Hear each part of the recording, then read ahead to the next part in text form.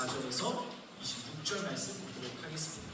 우리 열왕기야 강해가 지나고 이제 구약 말씀을 봤으니까 이번에 또 신약 말씀을 보면서 사도행전 말씀을 같이 함께 읽겠습니다. 시작. 바나바는 착한 사람이요 성령과 믿음이 충만한 사람이라. 이에 큰 무리가 주께 더하여 지더라. 바나바가 사울을 찾으러 다소에 가서 만남에 안드로게 데리고 와서 둘이 교회에 1년간 모여 있어 큰 무리를 가르쳤고 제자들이 안디옥에서 비로소 그리스도인이라 일컬음을 받게 되었더라. 아멘. 성령과 믿음이 충만한 사람 가로 열고 육교의 성도님들 가로 닫고 이 제목으로 말씀을 전하도록 하겠습니다. 오늘 본문은 바나바에 대한 이야기인데요. 이 바나바의 이야기를 하려면 먼저 우리 스데반의 이야기를 할 필요가 있습니다. 초대교회 때 예수님께서 십자가에서 죽으시고 그 다음에 부활하시고 제자들에게 보이시고 함께 계시다가 하늘로 승천한 다음에 비로소 그곳에 예루살렘에 교회들이 생겨나기 시작해요. 그들이 예수님을 봤기 때문에, 그들이 예수님을 경험했기 때문에, 예수님이 하셨던 말씀이 진짜였다는 것이 깨달아졌기 때문에 많은 그리스도인들이 생겨나기 시작했어요. 그러던 중에 자연스레 교회의 리더들이 세워지게 되었겠죠. 그 중에서 우리 일곱 집사 이런 분들 많이 알고 계시죠. 그 중에 한 사람이 스데반이라는 사람이었어요. 근데 이 스데반 집사님은 하나님의 복음을, 예수 그리스도의 복음을 무시로 전하는 사람이었어요. 때를 얻든지 못 얻든지 어디를 가든지 계속해서 복음을 전했습니다. 그러다 보니까 그 복음을 싫어하는 사람들에게는 아주 큰 미움을 받았을 거예요. 아주 큰 미움을 받습니다. 하나님의 일을 할 때 그것을 회방하고 미워하는 사람이 꼭 있어요. 하나님의 일을 하고자 할 때 그것을 꼭 이제 한마디씩 거두면서 방해를 하면서 그 일이 잘 이루어지지 못하게, 그 일에 아름다운 빛깔을 퇴색하게 만드는 어떤 그런 일을 하는 사람들이 꼭 있기 마련이거든요. 스데반도 그런 공격과 어려움을 겪었어요. 그러다가 그럼에도 불구하고 꺾이지 않고 계속해서 주의 복음을 전하다가 결국엔 돌에 맞아서 순교를 하게 됩니다. 그 당시에 돌에 맞는다는 것은 하나님 앞에 죽을 죄인만 돌을 던져서 죽였거든요. 그 유대인들은 스데반을 어떻게 생각했냐면 예수님을 전하는 저 스데반이 하나님 앞에 마땅히 죽을 사람이라고 생각했어요. 그래서 돌을 던져서 죽게 되었는데 그때 스데반이 마지막까지도 하나님 저들의 죄를 용서해 주세요 라는 기도를 하면서 순교를 했습니다. 그리고 그때부터 본격적으로 기독교에 대한 박해가 시작됐어요. 예수님을 믿는 집에서는 물건을 사주질 않아요. 예수님 믿는다 그러면 일을 주지를 않아요. 예수님 믿는다 그러면 빵을 팔지를 않아요. 예수님 믿는다 그러면 학교에 들여보내주질 않아요. 그러다 보니까 도저히 거기서 살 수가 없는 거예요. 예수님을 거부하고 다시 유대교로 돌아오면, 예수님이 그리스도라는 것을 취소하고 다시 유대교로 돌아와서 또 다른 메시아를 기다릴 거면 우리가 너희들을 받아주겠다. 그러나 예수가 그리스도라고 계속해서 선포한다면 너희는 우리 공동체에서 살 수 없다. 출교하겠다. 이렇게 이야기를 하는 거예요. 그러다 보니까 많은 그리스도인들이 결국에는 예루살렘에서 떠나서 세계 방방곡곡으로 흩어지게 됩니다. 그것을 어려운 말로 디아스포라라고 하는데요. 곡곡으로 흩어진 그리스도인들, 그들이 뭘 가지고 가겠어요? 땅을 짊어지고 가겠습니까? 곡식을 짊어지고 가겠습니까? 아니면 집을 팔아서 집을 짊어지고 가겠어요? 그냥 빈손으로 떠나는 거예요. 그냥 빈손으로 쫓겨나게 되는 거예요. 빈손으로 타국에 가서, 타지에 가서 거기서 생애를 꾸려나가려고 하니, 가정을 건사하고 자녀들을 먹이려고 하니 얼마나 그 삶이 고달프고 서름도 많고 차별도 많이 당했겠어요. 그런데 그때 그 그리스도인들이 예수님 믿는 것 때문에 내가 평생 조상 대대로 살아오던 그 터전에서 쫓겨나서 힘겹게 살아가던 그 그리스도인들이 세계 방방곡곡에 흩어져서 가장 먼저 했던 일이 있습니다. 사도행전 11장 19절에서 21절에 보면 이렇게 되어 있어요. 우리 하나만 넘겨주시겠습니까? 그때 스데반의 일로 일어난 환란으로 말미암아 흩어진 자들이 베니게와 구브로와 안디옥까지 이르러 유대인에게만 말씀을 전하는데 그 중에 구브로와 구레네 몇 사람이 안디옥에 이르러 헬라인에게도 말하여 주 예수를 전파하니 주의 손이 그들과 함께 하심에 수많은 사람들이 믿고 주께 돌아오더라. 아멘. 지금 이 사람들이 예수님 믿는 것 때문에 모든 걸 잃어버렸어요. 그런데 그곳에서 예수님을 전하기 시작합니다. 내 삶이 고달프고 내 삶이 힘들고 여기서 내가 오늘 핍박을 당했지만 그래도 그 상황 가운데 예수님을 전하는 거예요. 왜 전했을까요? 내가 잃어버린 땅보다, 내가 잃어버린 집보다, 내가 잃어버린 터전보다 예수님이 더 크기 때문에 그래요. 그것을 잃어버린 것은 크지만 예수님에 비하면 작은 거예요. 예수님을 잃어버렸다면 모든 것을 잃어버린 거겠죠. 하지만 다른 것은 잃어버렸어도 예수님은 잃어버리지 않았어요. 그래서 괜찮은 거예요. 그래서 다시 일어날 수 있고, 그래서 어렵지만 용기를 낼 수 있고, 그래서 주저앉았지만 다시 일어서 하나님의 은혜를 경험할 수 있고, 그래서 내 힘으로 사는 것이 아니라 하나님의 은혜로 사라지는 것을 경험하게 되는 것입니다. 그래서 이 사람들은요, 억지로 예수님을 전한 게 아니라 살려고 예수님을 전하는 거예요. 예수님을 전하면 전할수록 내가 사라지니까, 예수님을 알리면 알릴수록 내 가정이 살아나니까. 그래서 전국으로 세계로 흩어진 이 사람들은 예수님을 전했고, 우리가 하는 일은 예수님을 전하는 것까지지만 전했을 때 그 다음은 하나님께서 일하기 시작하셨다는 것입니다. 사랑하는 여러분, 우리가 예수님을 잃어버리지 않았다면 큰 것을 잃어버린 건 아닙니다. 예수님만 잃어버리지 않았다면 다시 회복할 수 있어요. 예수님만 잃어버리지 않으면 다시 되찾을 수 있어요. 잃어버린 것을 되찾아 주시는 하나님. 예수님만 잃어버리지 않았다면 우리는 이전보다 더 크게 역전할 수 있습니다.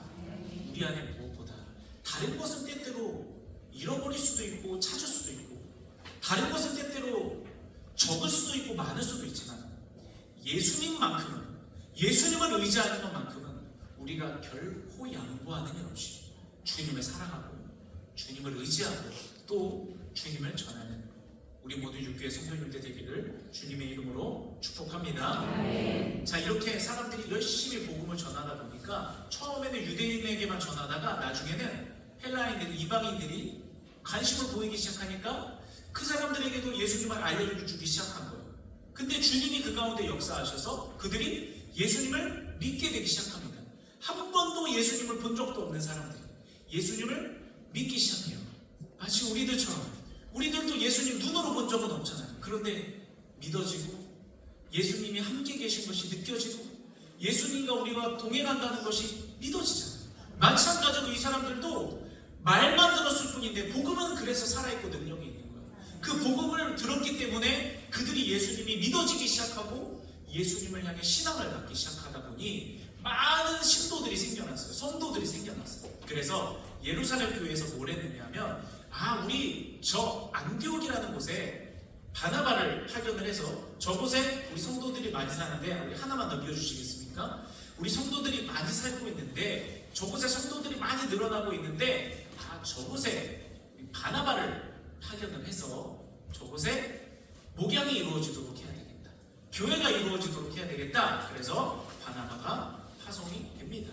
자, 근데 바나바가요, 예루살렘에서 안디옥까지 왔는데 이 안디옥에서 행한 두 가지 훌륭한 일이 있어요. 첫째는 뭐냐면, 제가 다소라는 곳에도 별표를 해놨는데요, 저 다소에 누가 있었느냐면 사울이 살고 있었어요.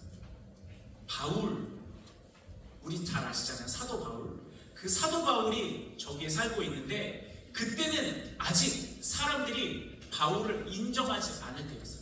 바울보다는 사울로 알고 있을 때였습니다. 사울은 어떤 사람이죠? 그리스도인들을 박해하고 폭행하고 못살게 굴었던 사람이에요. 그들은 다 감옥으로 끌고 갔던 사람입니다. 그런데 그 사람이 예수님을 믿고 나서 저 다소라는 곳에서 하나님이 나를 써주실 때까지 기다리고 저기서 훈련하고 있었어요. 하나님께 쓰임받는다는 것은 첫째로 기다림이에요. 내가 쓰임받고 싶다고, 내가 하고 싶은 것이 있다고 하는 게 아니에요. 하나님께 쓰임받으려면 하나님 앞에 잠잠히 기다리고 훈련받고 때를 바라보는 것이 필요합니다. 사울에게도 그런 시기가 있었다는 거예요. 그런데 아무도 이 사울을 받아주지 않아요.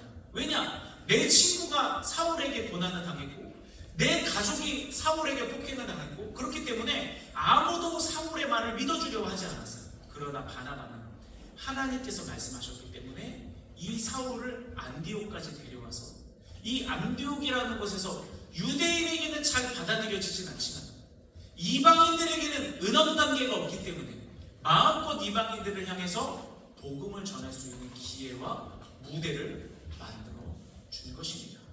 바나바가 아니었다면요, 사울은 하나님의 뜻이었으니까 쓰임 받겠지만 훨씬 더 돌아가고 어려움을 겪었습니다. 하지만 바나바가 모두가 외면하는 사울이라는 사람, 모두가 옛날의 기억을 가지고 바라보고 있는 그 고정관념을 가지고 바라보고 있는 그 사울이라는 사람, 그 사람에게 편견 없이 찾아가서 주님께 받아들여졌기 때문에 나도 너를 받아들이며 그 사람을 하나님의 영광을 위해 일할 수 있도록 부른 거예요. 여러분, 우리가 이와 같은 일을 하기를 원합니다. 사람을 세워야 돼요. 다른 이들을 세워줘야 돼요. 주의 일을 할 수 있도록 응원해줘야 돼요. 열심히 주의 일을 하려는 사람, 열심히 주의 영광을 위해 뭔가를 하려는 사람, 그 사람의 발목을 잡으면 안 돼요. 응원해주고 격려해주고 잘한다고 하고 자꾸만 사람을 세워줘야 되는 것입니다. 우리 여기도요, 어떤 때는 다른 사람을 세워줘야 할 때가 있어요. 그럴 때 우리가 망설이지 않고 다른 이들을 계속해서 세워주고 다른 이들이 계속해서 주님의 일을 신나게 할 수 있도록 돕는 우리가 되기를 주의 이름으로 축복합니다. 그 다음에 바나바가 한 훌륭한 일은 뭐냐면 교회를 튼튼하게 세우고 확장시켰습니다. 우리 다음 슬라이드 말씀 띄워주시면 사도행전 11장 24절에 이렇게 되어 있습니다. 같이 읽어볼까요? 시작! 바나바는 착한 사람이요 성령과 믿음이 충만한 사람이라 이에 큰 무리가 주께 더하여 지더라. 아멘. 그가 착하고 성령 충만한 믿음을 가지고 많은 사람을 주님께로 인도하는 일을 감당을 했습니다. 자, 그런데 저는 이 말씀에서 성경이 순서를 일부러 이렇게 기록했다고 생각해요. 착한 게 먼저인가요? 믿음이 먼저인가요? 믿음이 먼저여야 되잖아요. 그렇죠? 착한 것보다 믿음이 먼저여야 돼요. 근데 성경에서는 착한 걸 먼저 썼어요. 왜냐하면 바나바는요, 구원은 믿음으로 받습니다. 구원은 착함으로 받는 게 아니에요. 구원은 공로로 받는 게 아니에요. 구원은 오직 예수 그리스도를 나의 구주로 믿는 믿음, 100% 구원은 믿음으로 받는 거예요. 그런데 믿음 가지고만은 전도가 이루어지지 않습니다. 나만 믿음 좋다고 해서 내 믿음 좋음을 가지고 다른 사람이 감동해서 전도되는 경우도 있지만 그것보다는 구원은 믿음으로 받지만 전도는 성품으로 하는 거예요. 이와 같이 성경에서 기록한 이유는요, 바나바는 믿음으로 구원받는 사람이에요. 그런데 그의 삶으로, 그의 성품으로 많은 사람을 주님께로 돌아오게 하였기 때문에 성경에서는 이와 같이 그의 믿음에서 우러난 성품을 앞에다 기록한 것입니다. 여러분, 그래서 안디옥에서 최초로 그리스도인이라는 단어가 나와요. 그리스도인이라는 단어가 이 바나바가 사역하고 있는 안디옥에서 제일 처음 나왔습니다. 이 그리스도인은요, 에이 저 예수쟁이는 그 뜻이 아니에요. 야, 저 사람들 그리스도인이야. 내가 당신 믿어도 되나요? 저 그리스도인이에요. 그리스도인이에요? 그럼 믿어도 되겠네요. 그 정도의 네임밸류를 가졌던 것이 바로 이때 당시의 그리스도인입니다. 어떻게 했을 때? 믿음으로 구원받았지만 믿음에서 우러난 그 구원에서 우러난 성품으로 다른 이들을 전도하고 다른 이들에게 복음을 전했습니다. 이와 같은 일이 일어나게 된 것입니다. 여러분, 우리가 특별히 가족 구원 관련해서 이런 고민을 겪는 분들이 많이 계세요. 내가 어떻게 가족을 구원할까? 내가 어떻게 가까운 사람들을 구원할까? 그 균형을 맞추는 게 굉장히 어렵거든요. 믿음과 그리고 가족을 향해서 착하고 선하게 섬겨주고 여러 가지 일들을 베푸는 것, 이 두 가지 밸런스를 맞추는 것이 결코 쉬운 일이 아닙니다. 하지만 내가 믿음으로 구원받았고 그리고 하나님 안에서 지혜롭게 내 가족을 전도하기 위해 또 다른 이들을 전도하기 위해 이와 같은 열심을 낸다면 하나님께서 적절하게 지혜를 주시고 상황을 열어주셔서 여기 모인 우리 모든 성도들의 가정을 하나님께서 구원하시고 하나님의 은혜의 자리 가운데로 인도하여 주실 줄로 믿습니다. 하나님께서는 내 마음의 수고를 다 아세요. 그러므로 반드시 도와주실 것이고 그 가운데 은혜 내려주셔서 그 사람이 이 말씀대로 주님께 속하여질 수 있도록 만들어 주실 줄로 믿습니다. 바나바의 이 사역의 열매를 가장 잘 설명하는 사건이 있는데요, 바로 이 바울과 같이 떠났던 선교 여행이에요. 우리 다음 하나 넘겨주시면 지도가 있는데요, 되게 복잡하죠. 이 바울의 전도 여행이에요. 정말 세계 방방곡곡을 돌아다니는 그 여행이었는데, 이 전도 여행을 하려면, 선교 여행을 하려면 이때 굉장히 위험했습니다. 왜냐하면 강도를 만날 수도 있고요, 식량도 챙겨야 되고요, 들짐승을 만날 수도 있고요, 여러 가지 위험이 있고요. 어디 병원이 있겠어요? 응급실이 있겠어요? 어떤 약이나 있겠습니까? 그러므로 이 선교 여행이라는 것은 상당히 신중하게 준비를 잘해야 되고 만반의 준비를 해야 되고 각자 역할을 맡은 사람이 그 역할을 잘 수행을 해야 돼요. 그래서 믿을 수 있는 한 팀을 꾸려서 딱 선교 여행을 시작하게 됩니다. 그래서 이때 바울과 바나바와 마가라는 사람과 또 다른 사람들이 함께 전도 여행을 떠났어요. 그런데 이때 마가라는 사람이요, 너무너무 중간에 힘들어서 선교를 포기해요. 그리고 예루살렘으로 돌아옵니다. 그러다 보니까 나머지 사람들이 이 일이 너무 힘든 거예요, 선교가. 왜냐하면 각자 맡은 바 역할이 있는데 그 역할을 하는 사람이 빠져버리면 내가 선교해야 되는데 이 일을 해야 되고 내 역할을 해야 되는데 이 역할까지 해야 되고 선교의 일정이 2배, 3배로 막 힘들어진 거예요. 하지만 그럼에도 불구하고 하나님의 은혜로 선교하고 돌아왔어요. 그리고 나서 이제 2차 선교를 가려고 합니다. 근데 이때 바울이요, 중간에 포기한 마가를 데려가지 않으려고 하는 거예요. 중간에 선교에 포기해서 우리가 얼마나 하나님의 영광을 위한 일을 하는데 어려움을 겪었나. 마가라는 사람에게 다시 기회를 줄 수 없다. 근데 그때 바나바는요, 아니다, 기회를 주자. 다시 한번 마가를 데려가자. 여기서 둘의 의견이 갈라져서 결국에 바울은 신라와 함께 전도로 떠나고 바나바는 마가와 함께 전도로 떠나게 됩니다. 마가가 얼마나 죄책감에 시달렸겠어요.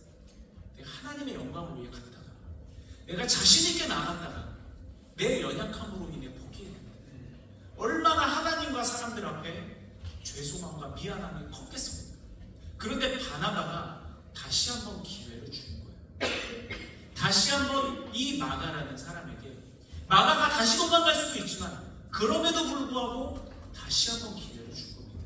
그랬을 때 이번에 마가가 포기하지 않고요, 끝까지 전도의 역할을 잘 감당합니다.